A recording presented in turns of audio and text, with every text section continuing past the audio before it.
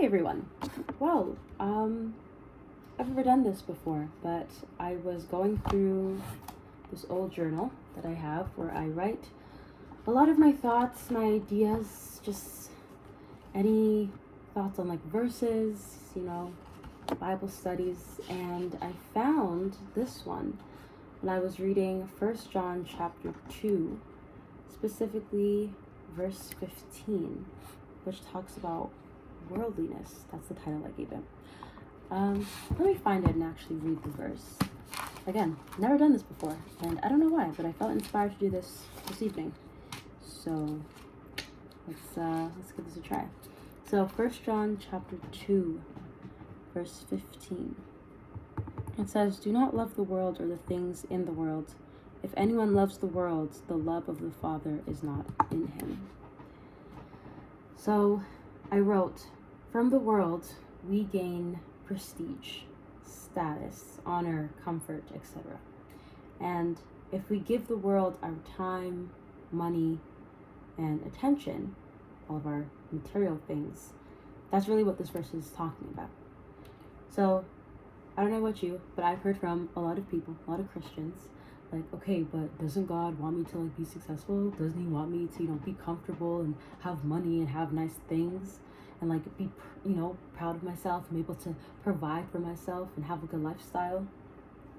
And I agree. I agree with you that like, yes, like we can live in this world and have, those good things by the world standards.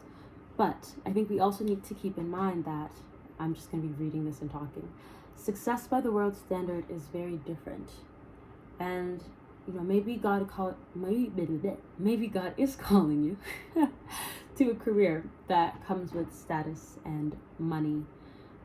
Maybe he wants you to be a doctor or a business owner, an entrepreneur, whatever it is. But he doesn't want us to love our jobs and our status and our money more than we love him or love others. And I think that's the key. We don't have to be chasing after those things. And I wrote that love equals sacrifice. So if we sacrifice our time, our money, our attention, our resources to building our own earthly kingdoms, then we are loving the world. And mind you, Jesus never said, love God or have money. He never said that. What he said was, you can love God or you can love money, but you can't serve two masters.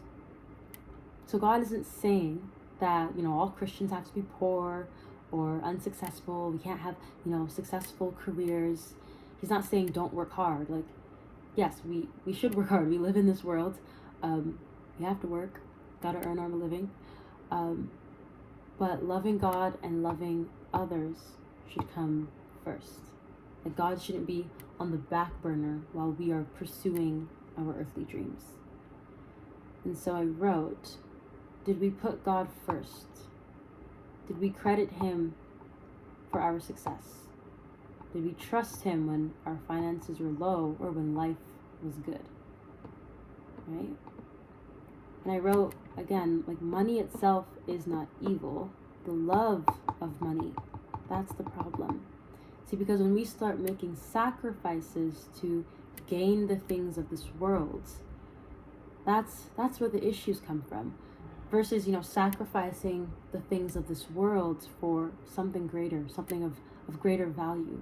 Our salvation, the salvation of others, the well-being of others. And I also wrote, our possessions are resources that we sacrifice, not things that we make sacrifices for. Interesting.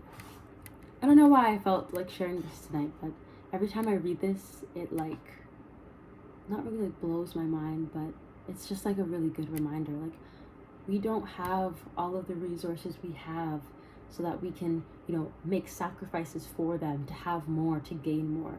Like, no, we have these resources to serve others. We have been blessed to be a blessing. And like that point that, Jesus did not say, Christians got to be poor, either you're going to serve God or either you're going to love God or you can have money. Like, it wasn't, those aren't the two options.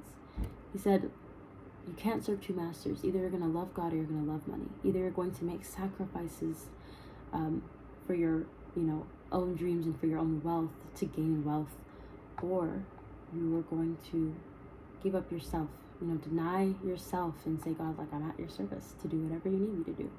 So something to think about there. Just as like a thought for the evening. All right. Later, y'all.